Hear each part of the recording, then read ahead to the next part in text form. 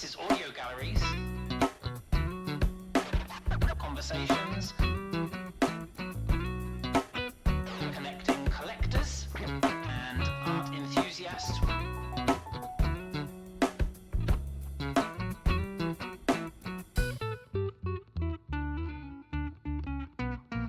Audio Galleries.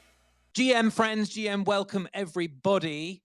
We have had a couple of very busy weeks. We are pleased to be back. Welcome all to episode 17 of Audio Galleries, a rug radio production in partnership with Timepieces. Rug radio. There we are, a little jingle there. Love that one. I am Benjamin White. I am at the NFT 101, your host. Very, very quick disclaimer before we get going. This show is not intended to, nor should it be treated as financial advice. Please do your own research and make your own decisions at all times and stay safe in Web 3.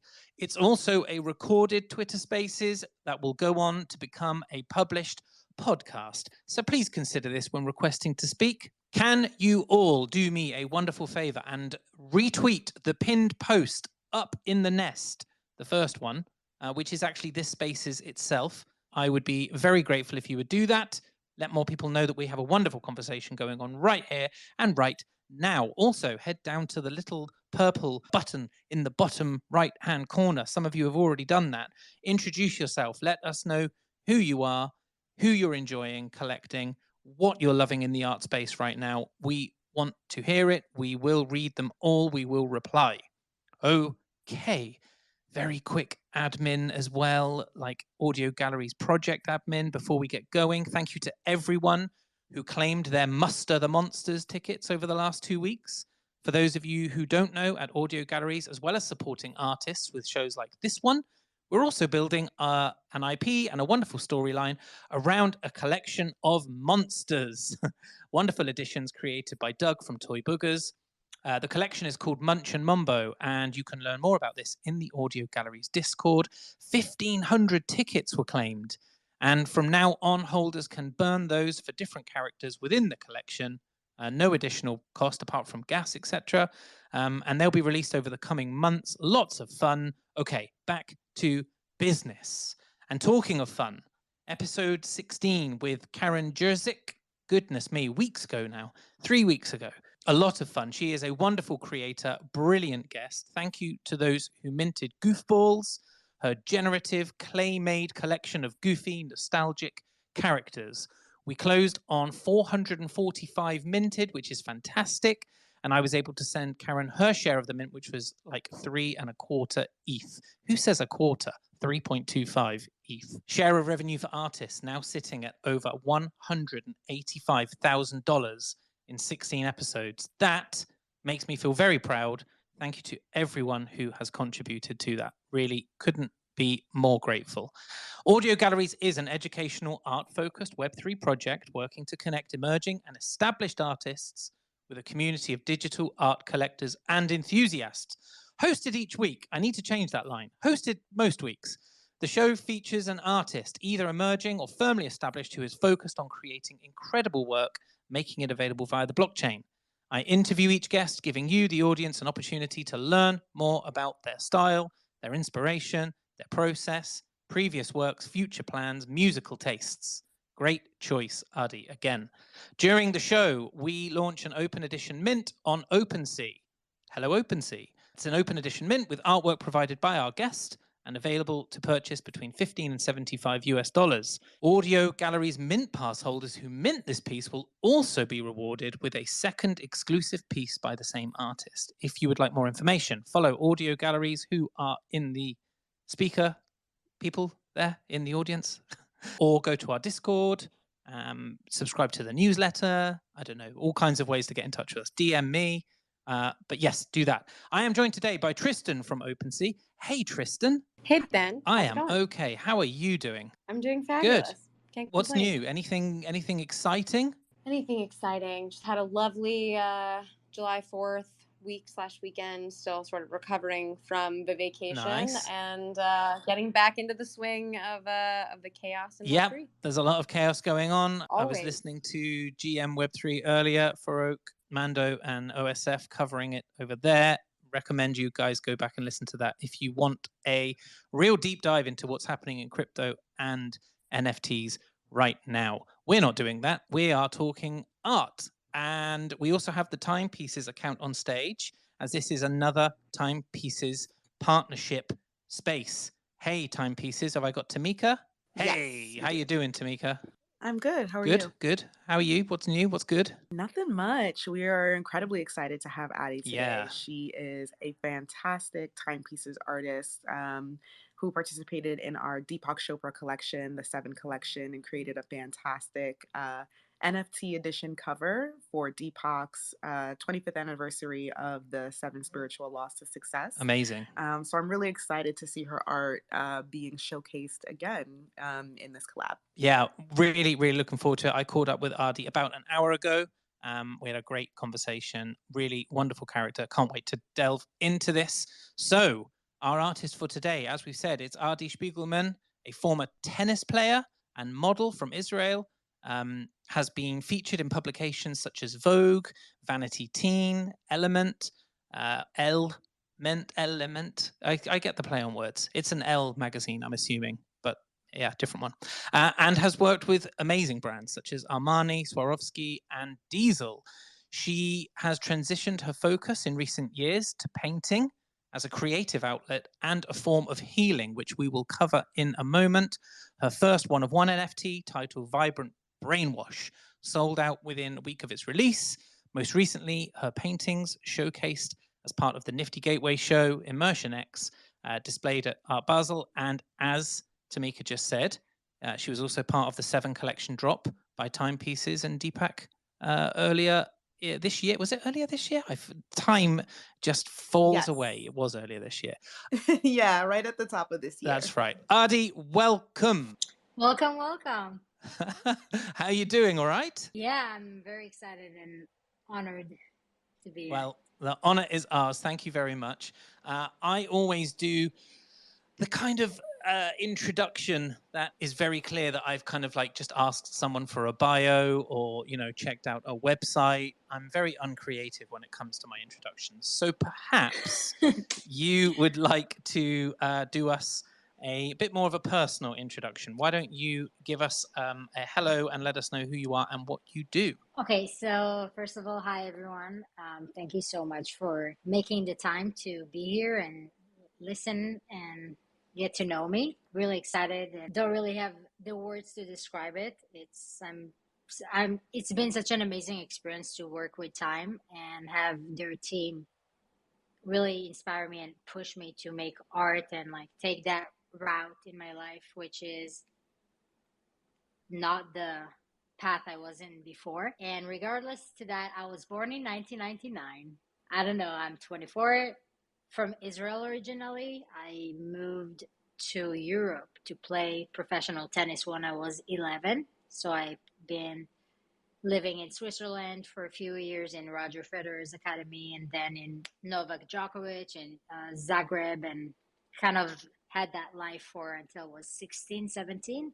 And then started modeling a bit before, did the same thing there, kind of blew up very fast, lived in between countries, worked a lot.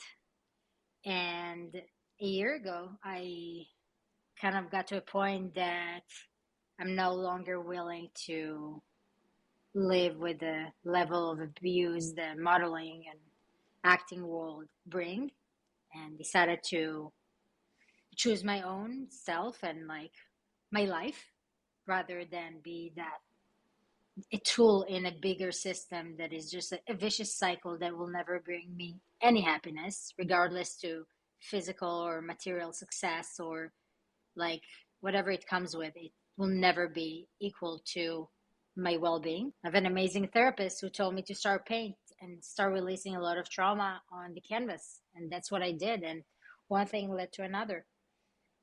That's amazing.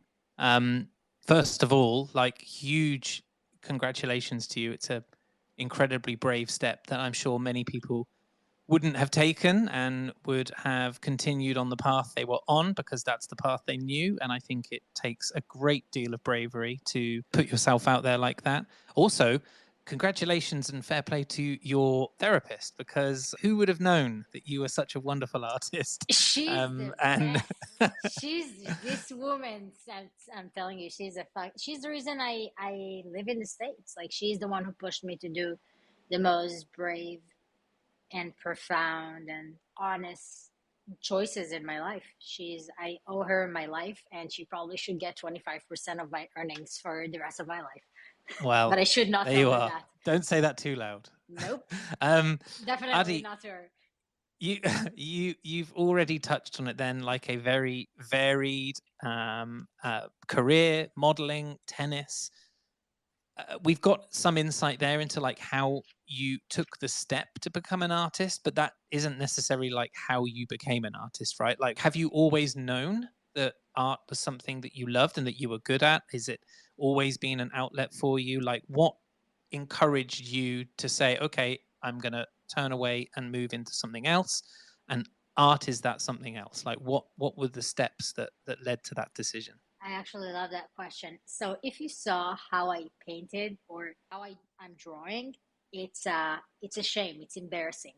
Like, since I was a child in school, like, I would be the one that people would call the parents to say if something is wrong with a dyslexic child. Like, this is like too ugly for 7, 8 year old. Like, that I was like that typecast of a kid. So art, like painting or drawing, was never something ever I thought I will do more than just like doodle or for my own fun.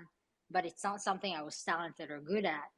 And honestly, I can't really, yeah, even now when I think about it, it's like I'm obviously talented, but I don't think the way I make art, it's very non-typical. It's not like the modern norm of painters that, they're very hyper realistic, or even abstract painters. I can't even make abstract, like, seriously. I tried yesterday for hours. Like, my brain isn't allowing me. God knows why. I don't have the technical side of it, or like it was never my thing. I never approached it from like that place of like perfection or like knowledge or profession. It for me to always been always. It's been a year since I started, a year and 2 months. Um, Almost like journaling. Like I would just like write poetry, pour my soul, like all my pain into the paper. It's equal to that. So it's full on expressionism, like narrow expressionism, which is like very bold line, very almost like ugly, almost like vomiting on the canvas. Like, I'm pouring it as I feel it, and it's not gonna be beautiful. It's probably gonna be a little bit like itchy to look at sometimes. Like, will make you feel not comfortable, but it's for sure gonna make you feel. And for me, that's what makes art good. It's the aspect of, does it make you feel something? Does it gets you into a place with yourself, if it's good or bad or something? This is why I love art. This is why I love good cinema. This is why I love acting or music. Because the rest of it in the world is so mechanical and technical and logical, and here there is no logic. It's full on feeling. So that's my approach. Hey, Adi, where do you find or take inspiration? Because you're classifying yourself in this neo-expressionist sort of story and canon, which I think is really spot on. I'm curious, do you pull inspiration more from sort of like your surroundings, your environment, your emotion, your sort of current state, or is it really from other neo-expressionists or other artists? So, or is it a combination of both? So, for starters, okay, I'm gonna be brutally honest. I'm usually am. So Love when it. yeah, I'm Israeli. It's like, give me that. So when I started, again, I know a lot about art, but never when it came to visual art, like painters. I obviously knew that, like Picasso and Van Gogh and Robert Motherwell. It was really, really basic knowledge, almost like way worse, like way less than I should have. I'm an educated, intelligent person. I should have had way more knowledge when it comes to that. I didn't know who Basquiat was, and which is shameful. And I started, I didn't know. And I started like, I've always been fascinated with like very tribal cultures. I have a family member who been for 40 years now traveling in tribal, working with National Geographic, and I spoke with her, FaceTiming her recently, actually before I really started painting, and she showed me like live how they're in this tribe, and it just like stroked me, and I started like almost like paint what I saw, but as a variation of like if I was there. So almost like if I was that person who was in that scenario, in that condition, lived there. So almost like like put myself in their shoes. And I did this painting. And again, my therapist, which is like a PhD in art therapy, was like, Wow. she told me it reminds me of Basquiat. And I'm like, of what? What is this? So then she forced me to buy a book and read and see, and I was like, oh wow, he's amazing. So then I started like slowly like see and learn it and kind of educate myself. But then I forced myself to get out of that. Like this is his. I cannot do something that is somebody else's. It will hunt me down. I can't. My brain won't let me. I will keep doing the painting until I will ruin it and create my own, like my own version of it. So at the beginning, I think I was more like drawn into that, and then I found my voice, and now it's full on either my child, like the child in me, or my child self painted, or other versions of me or other aspects of me. And 99% it's like full on my emotions, my mental state, just like expressing it, almost like instead of writing it, even though I'm mostly writing as well on it, but it's within me. I think, you're hitting so many important points. I think neo-expressionism is such a vulnerable style of art to pursue. There's a lot of pain, there's a lot of emotion, there's a lot of color and boldness. And you see this with, some of the masters of it, like Basquiat, like Anselm Kiefer, and they really built on the foundation set in the original expressionism movement, right, of the 1890s with Edvard Munch and Kandinsky and Paul Klee. And it's just amazing to see how Web3 artists and how, newer creators on the scene and young artists are adapting this to suit them and tell their story and find their own identities within it. It's what you're doing is really incredible. It's really brave. And in my opinion, it's one of the most difficult art forms to really succeed in, because to really make someone feel what you're feeling or feel something from your work is the thing, to your point, that makes it art. And you're really you're nailing it on the head. You're killing it. It's absolutely stunning work. Thank you. So I'm with a smile. I'm like speechless. Like honestly, coming like having you guys to affirm that it has value when it comes to more in a more technical, because you guys have you know what you speak. Like for me, I'm this not amateur because now I'm doing it full time, but like you guys really know what you speak about. So I'm like, wow, if they say that must be good at the go on. It's just fun to put my art history degree to good use. I'm like geeking out over here. I love talking about art historical canons, and we'll have to geek out about it on another call. I'm like, put me in that rabbit hole, please. Love it. I got you. Great question, Tristan. Thank you so much. You've touched on something there, Adi, specifically like about your story and how your art form enables you to demonstrate or showcase like different parts of you, like different, like the child in you and other other parts of your character. Art can obviously be such a powerful form of therapy. And we've touched on that in your introduction, self-expression. Could you describe then your creative process as a result of your experiences with PTSD without going into any details that might be uncomfortable for you? First of all, I really love your question, guys. Like,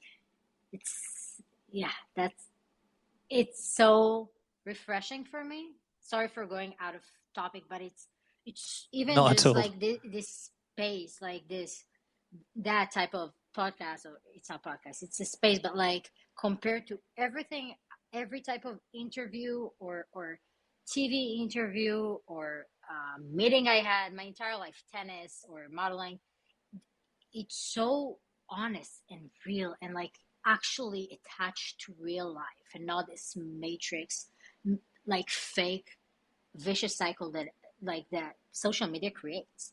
And it's so refreshing for me, even just like being in that conversation now with you guys. It's just like it blows my mind. So Thanks, just Adi. thank you for that. Oh no, it means a lot. But yeah, that's I really appreciate that. But let's talk about you. Like, tell us though. Tell us It's like, about sorry, that, it's like, that... yeah, my ego is trying to no, run not away. at all. No, I just wanted to remind you of the question in case. Yeah, no. But yeah, like your creative process, Yeah.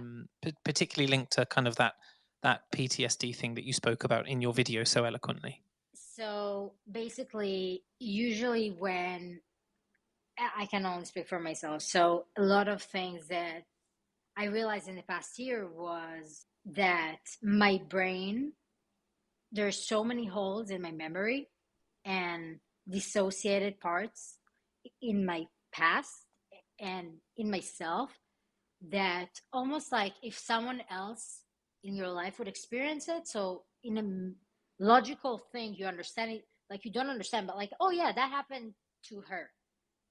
And then the PTSD side of it came every time I'm doing like, it's like art meditative, like mindful art. I'm just like sitting, I'm painting hours, like I'm in my studio like 7-8 hours or whenever. And it's like I'm painting at night and then just like in the zone. And then it just like, it hits you, like almost like I'm staring at the canvas and all of a sudden I'm seeing a video in my mind of something horrible that happened to me that I'd never seen before. Never. Almost like it's insanity. You can, like, your brain just reveal you that for the first time, something you have no idea that happened to you, because it comes from your nervous system. It feels like there is something balanced in you and strong enough to cope with it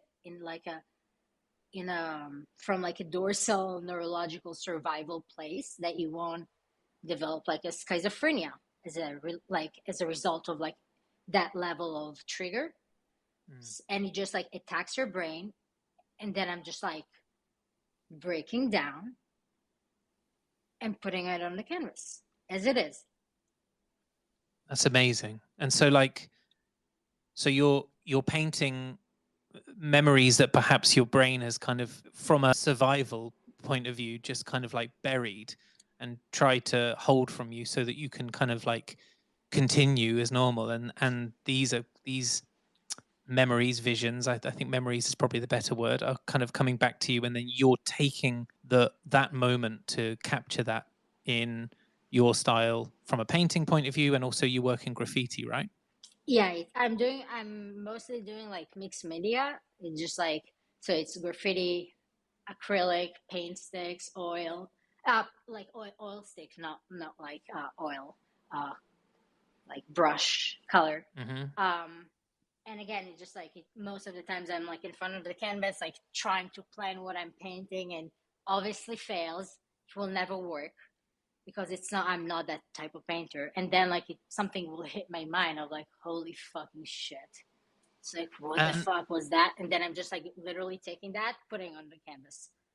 And how does that feel? And I don't mean how does it feel when you look at your work and you think, oh, that looks good. I'm happy with that. I mean more like, how does it feel to like exercise those feelings through that output, like for you to confront those memories through your hands and through the tools that you use to then create something? Like what is that feeling like in the moment when you're creating? I think, first of all, I think it feels painful and brave and courageous, but mostly it's really what it really feels while even I'm doing it, a closure. Because mostly in life, the closure is not with the person you went through something with or that did something to you, because it's not really about the other person in life. It's always come back to you. It's whoever is out there in life. It's a reflection of yourself eventually. It's like a reflection of whatever you're taking that and doing it individually. What am I doing with that thing that happened to me now? So it's the closest form of closure I can have with that trauma. And is it, forgive me for asking a question No, that please might do. be difficult. Please do. Is it difficult? Oh yeah. Is it dude, hard? like, Is it sad? Is it like, I'm just trying to, heartbreaking. because I'm like so crying many for so hours many when I'm people painting. take, yeah, so I'm many like people take crying. such joy Oh out no. of And again, both. Like I yesterday I was like painting for 7 hours, and I actually did a painting trying to make an abstract painting for 4 hours, failing. And it's not easy, but it's like I'm just need to pour paint. And I kept laughing about myself. I'm like, oh my god, this is hilarious. It's like, wow, like it doesn't work.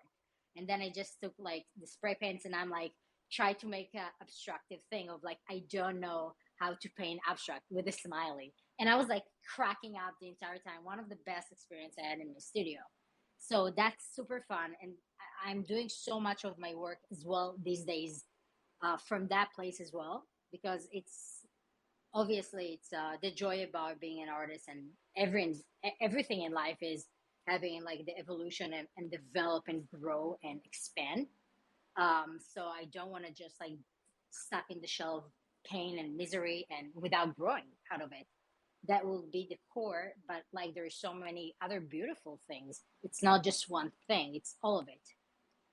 So it just, now it's all of it. I have amazing paintings that are super happy and that I'm having so much fun creating, and sometimes it's just like the inner child in me that was like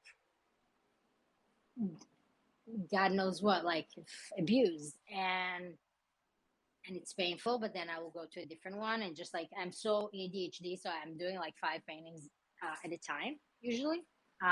So I think that's where I get the most joy. It's not one thing; it's constantly growing and evolving. Adi, it sounds like some of the things you've learned from art are like, you know, acceptance, right? Like accepting how you're feeling and sort of embracing that feeling, and also like learning to love the process of failure and building from that. Those are things that are like so applicable universally to your life. I'm curious if there are any other more personal things that you've learned about yourself through the process of making art. Um, First of all, about what you just said, you have no idea how you're on point. Like I came from it. I was a professional tennis player.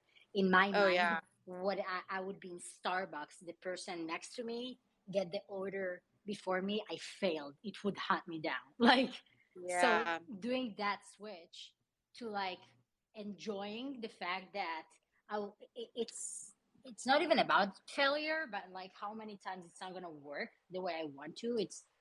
I learned mostly about the law, like the law of attraction side of it, of like Yeah.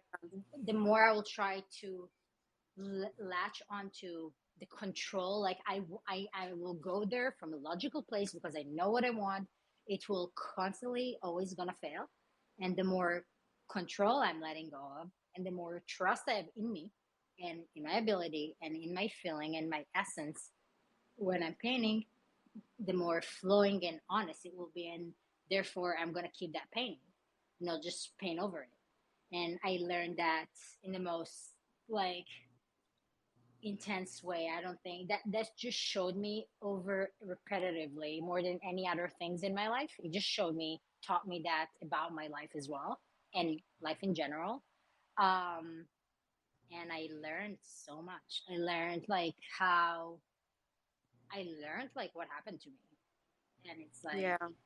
I've done a lot of like, I'm very lucky to have amazing team since I was a child. Like if whatever profession or personal type of thing it Mhm. is, the things I've seen because I was like in a flow of painting are things that like not EMDR or like brain Yeah. scans that I've done, nothing would reveal. I can guarantee you. Like nothing have, and then I just so it's like it opened a lot of like a lot of black holes and a lot of beautiful other just like deep dive, and it allows me to explore all those sides, and I'm so grateful for that. It's insane. Great Yeah. question, It's Tristan. amazing. Thank you. I'm going to change the mood a little minute, and I'm going to play a really quirky little jingle. So I hope you Let's don't mind, go. Adi. Let's go. Dude, your jingle so far have been like brilliant.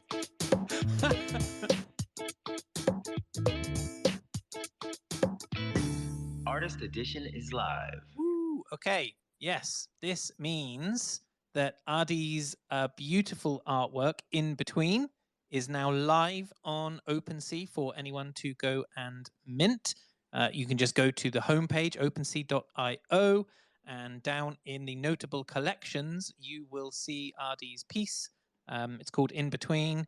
You can mint it now. It's an open edition, open for 72 hours. So congratulations, Adi. That is now live. It is a stunning piece. I'm just going to very quickly cover how people can then claim the second piece as well. So there is a second artwork that Adi has created called Ego Death. Also a very, very cool piece of artwork. You can see them both pinned in the tweet in the nest at the moment. To be able to receive that one, it's by airdrop only. You need to also be a holder of the Audio Gallery's Mint Pass. You can go to Audio Gallery's Discord, or you can drop us a DM. No doubt, Sigrid, my colleague, has probably already pinned it somewhere up in the nest. Yes, she has. It's the third, the third tweet pinned in the nest. But yes, if you hold that Mint Pass and you pick up an in between, which is the open edition right now, we take a snapshot later next week and we will airdrop the second artwork to you, which is called Ego Death. Okay, that's all of that boring stuff out of the way. Adi, so beautifully honest, and we're really, really grateful because I'm sure some of these things aren't always easy to speak about.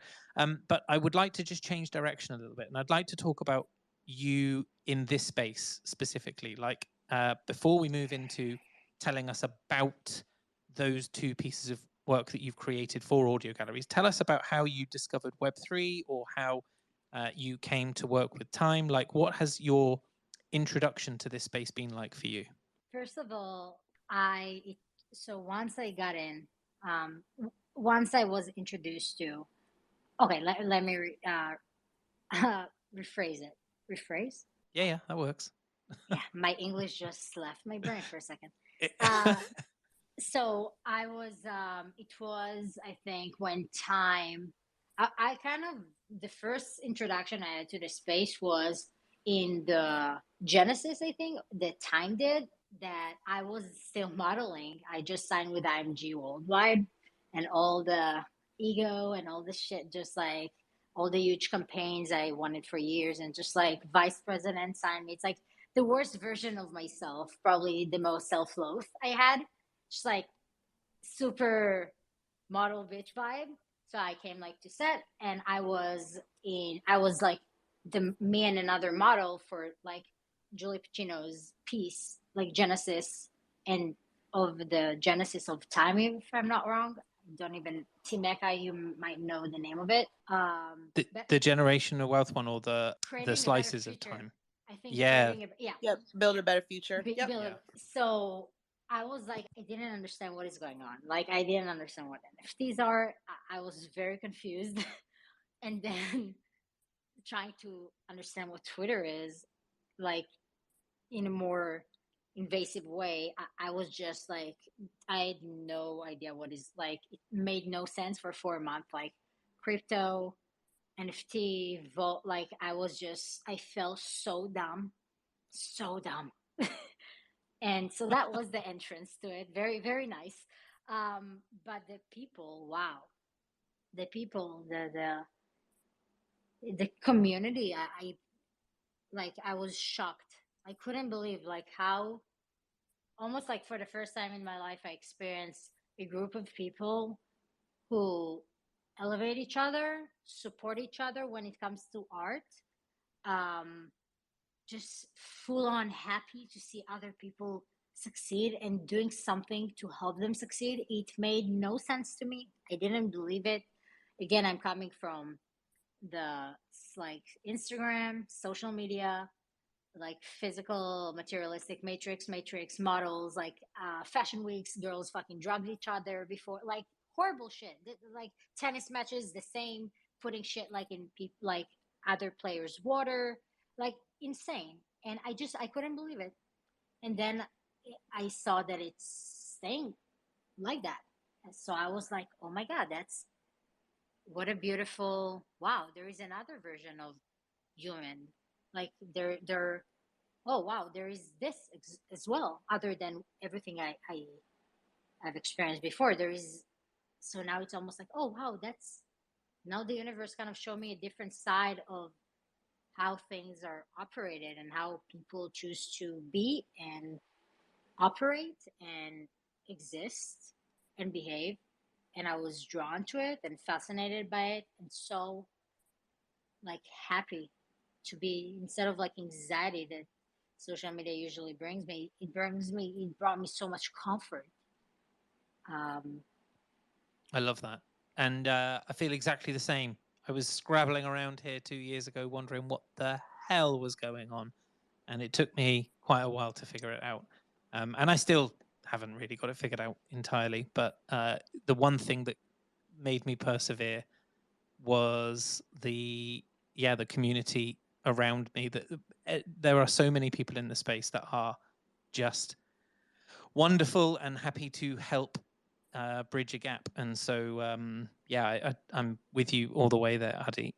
Tell us then about these two pieces that you have, particularly in between, which is the open edition people can mint, and then Ego Death, the piece that people could be airdropped. Okay, so are you ready for it? Because like we kind of went to a very positive, like we got to the stage of now being like happy. And are you ready for that? Like very now we're going back. Are you ready? No, like the very okay. Go we'll for look it. at it from a very positive perspective. We're gonna try. Correct. Yeah. So in between is, dude, it's brutally honest. I think first of all, it's my most honest piece by far. It took me 2 months. Usually, I'm finishing a painting in 2 hours, 3 hours. 2 months. I just kept doing over and over something I thought I want to do, something I had an idea to do. For 2 months, I felt like I'm going insane. It does not work. I was about to throw the block I was doing on, and then I just like, again, see, it hit me, and I was like, holy fuck, and expressed everything I felt. And like, it's not only feeling, it's also really attached to, it's like really attached to your nerve system, because like when you're experiencing PTSD or detachment, dissociation, it's not really about you anymore. It's your dorsal, like it's the most old part of your brain, like the survival, like fight or flight mode part of your brain takes over. Adi, which is like that person that has choices and thoughts, it going to a different place in the brain, almost like shut down. It's like sleeping in a different room, and your nerve system takes over to kind of protect yourself. So I painted from that place that barely happens to me, and it just like painted for me. It's really weird to explain. It's very like neuroscience, psychological. I'm like, guys, if I were you, I would get out of the space. It would sound like so boring right now. Like, what is she giving us like lecture about like neuroscience? What's her fucking deal? Not at all. It's insightful. Yeah, so just like, I'm the opposite from split personality. Split personality is when you're you're so not aware, the trauma is so uh overcoming your existence that it will completely separate you. You will never know about those parts of yourself, and you're kind of fucked for the rest of your life. Sorry for anyone who might have that. I will, my heart will go to if there's anyone in the audience. Like I would, it's the toughest shit ever. I know someone with that. So in what I'm experiencing, it's kind of the opposite, but with when it comes to that level of like threat to my brain or my system, whatever you want to call it, it will dissociate me to protect me, so I won't have a seizure, because that's what will happen usually. That's how my brain will try to stop that from collapsing my brain or like overwhelmed. I will just have a seizure, and that started because that's what kind of caused me leaving the modeling world a year ago. That whole incident that created all this shit. And I painted. This painting is basically about experiencing like that detachment when you're having like a detachment borderline trigger situation, that you're not entirely here. That's actually better name for the piece. Not entirely here. Yeah, let's change. Let's change. That's the Too name late. now. That's the name. I think in between works perfectly. Yeah, I no, think I know. it's yeah. Yeah, so it's like really in between. It's like I'm in between that like white and black, which is never gray. It's like either happy or in so much pain, and blue, which is just like almost like in my own prison of pain, detached but feeling everything at the same time and cannot run away.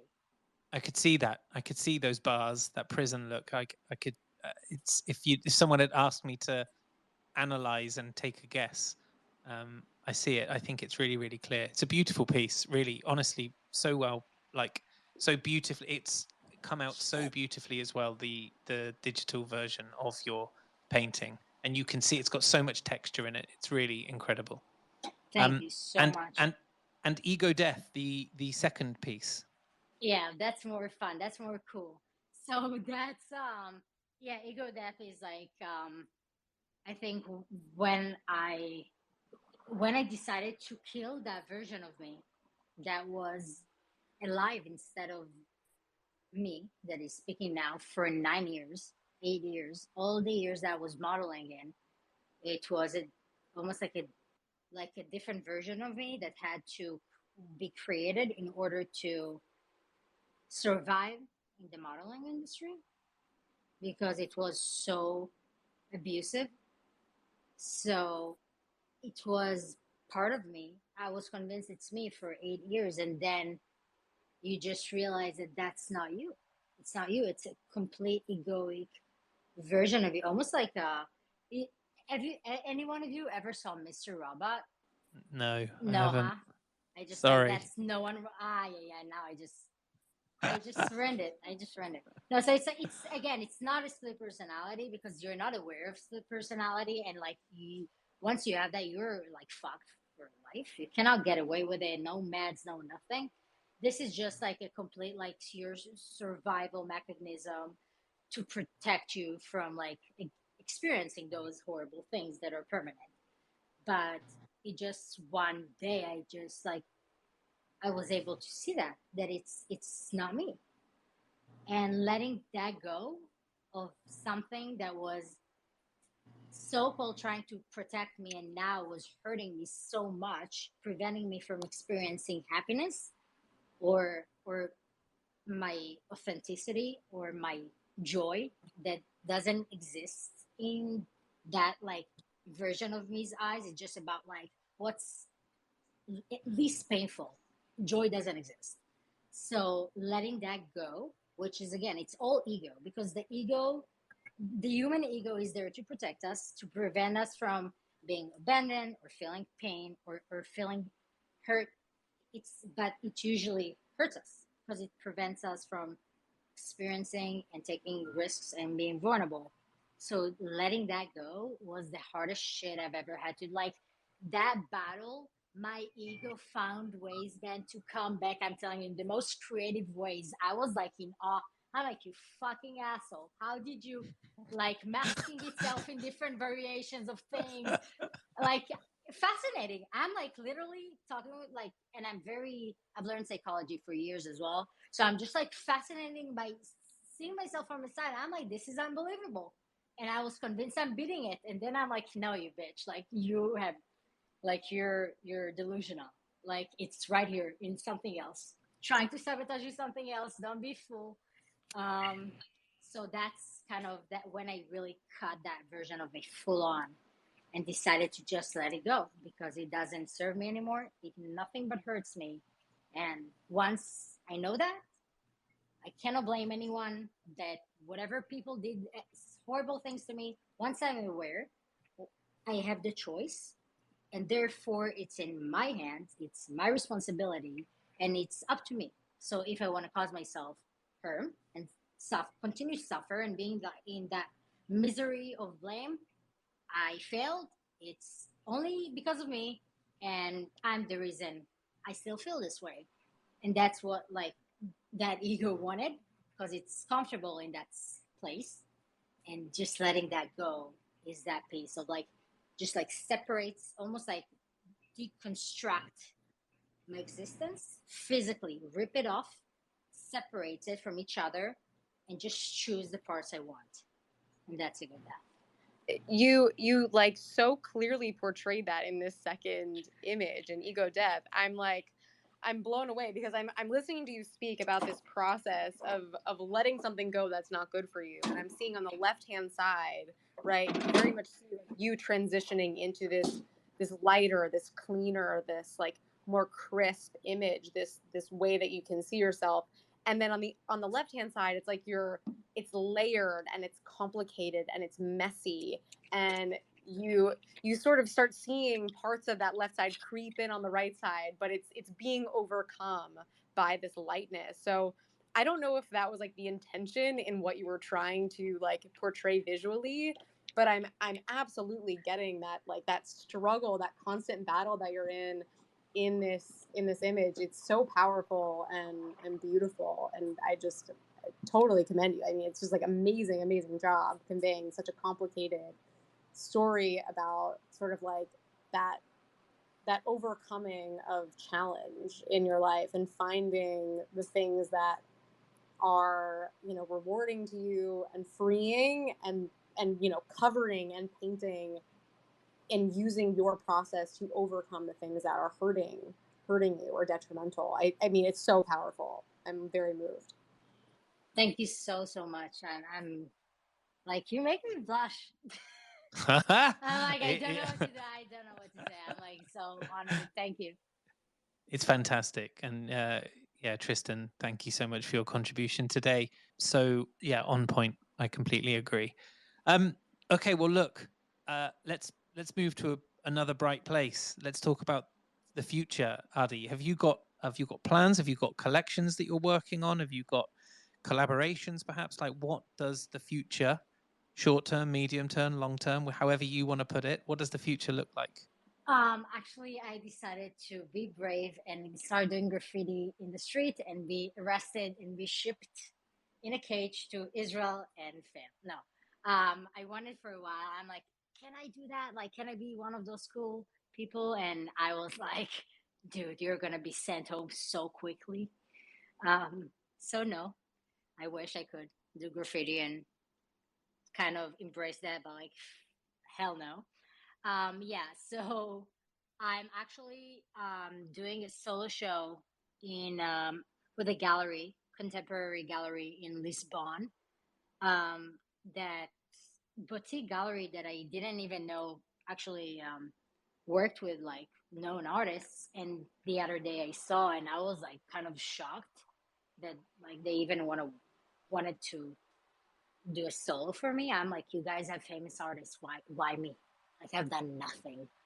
So I'm kind of blown away. It's still in the work. Like I need to ship them 8 pieces, but it's gonna be until the end of the year, if I'm not wrong.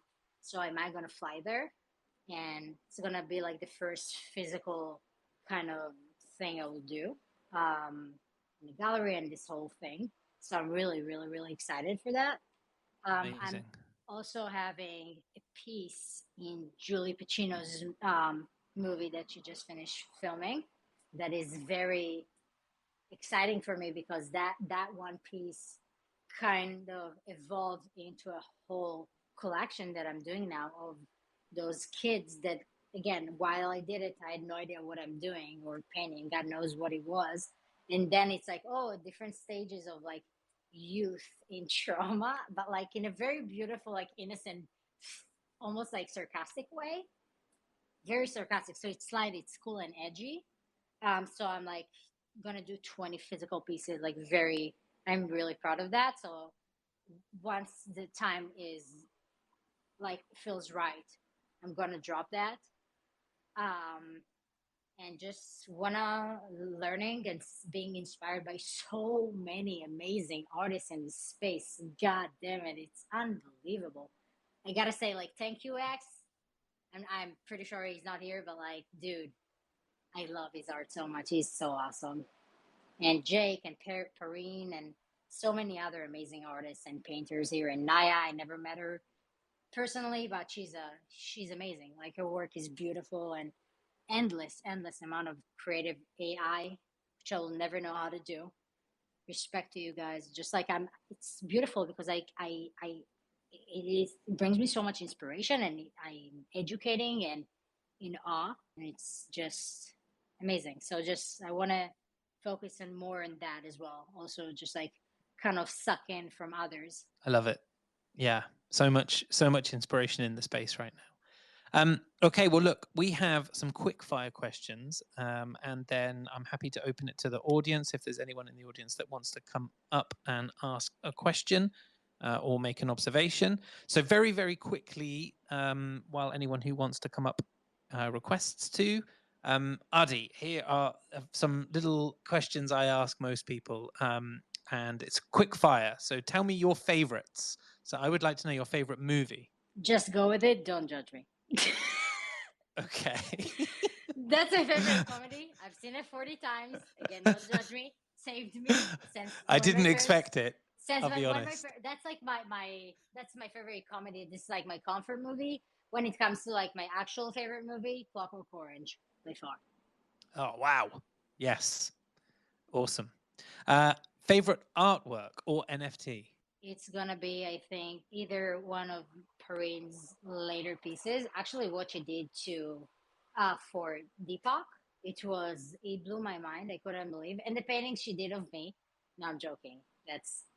She's done so much more beautiful things. Like, who I can't even fake it. Thank you, Ax's Ryan's. I think the piece I've seen in his place. I started it like Julian and his wife went to the table and Perrine, and I'm just like outsider, just like staring at the painting at the entrance of their house for like 20-30 minutes, just like cannot move. So that was just blew my mind completely. I love that. Okay, so your favorite book? Dude, like tough, right? Oh God, what are you doing to me right now? I'm like trying to be educated and focused on like what smart books that like show my intelligence I've read and loved. It's like nothing comes up. No worries. Okay, final one. Favorite fictional character? Honestly, Bob from the Minions. Yes. I love him so much, man. I see so much of me in him. So like that, I identify so much. I love him. We have never had a minion, but that's awesome. I know that Tristan has a hard stop now at 2 p.m. EST. Tristan, thank you so much for coming up. Really appreciate you as ever. This was a blast. Thank you so much for having me. And Adi, this will not be the last time we chat, I'm sure. Yeah, I need to learn so much more from you. So please stay in touch. we definitely will. Thank you so much for today. Thank you. Awesome. Well, look, for the first time in a long time, we haven't had anyone request to come up, which is okay. But still, Tamika, how are you doing? All right? I'm great. That was awesome. Very enjoyable. Yeah, I agree. Really beautiful, some amazing answers to some, quite difficult questions, I guess. So Adi, I think we will stop there, but I am so grateful for your time and for you coming up and being so honest and and open, and it's been really, really wonderful getting to know you to that end. So thank you so much. Thank you. I wondered if there were any final words you wanted to say before I take us through our wrap and then play another banger of a track that you've selected, by the way. I gotta say, first of all, like the songs, I'm very proud of my choices. I'm very proud. It's a very nice nostalgia. We love the music of 2007-8. It's the best. Agreed. But yeah, I'm like right now, it's not a very thriving period for NFTs and like Twitter, especially since Threads. I believe Thread is not gonna really make it for the long run. I don't know, but like the fact that I didn't expect so many people to show up, I really didn't. So I'm thankful and really honored again to get to know you to that point, and Tristan, I'm not wrong, right?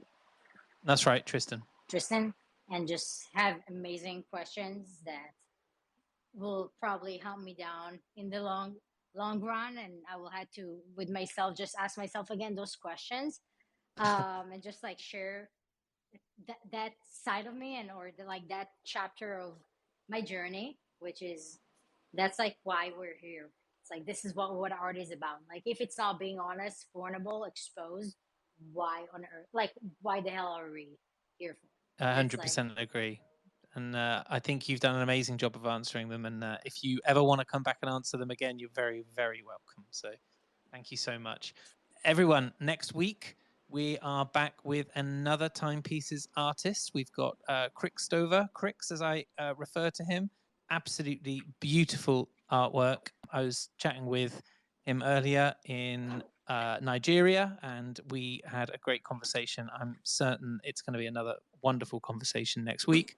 I will be communicating with you all regarding that over the next few days. In the meantime, please go to OpenSea.io. You have now less than 72 hours to collect Artie's beautiful piece In Between.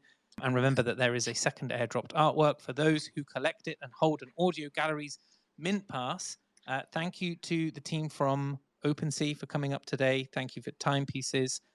Also for the team from Rug Radio. I saw they came in a little earlier. Thanks ever so much for everything you do. Everyone else, really appreciate you coming out today. Busy week, and I know you all have lots of things to do, so coming here and listening to us for an hour or so is always so much appreciated. Okay, Artie, thank you again. Really appreciate your time. I'm going to play out your final song, which is one, by the way, I hadn't heard in about 10 years, but it's Big City Life. Thank you so much. GM, everyone. Have a great day.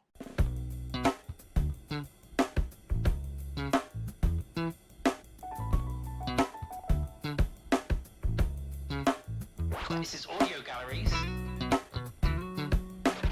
Conversations. Connecting collectors and art enthusiasts.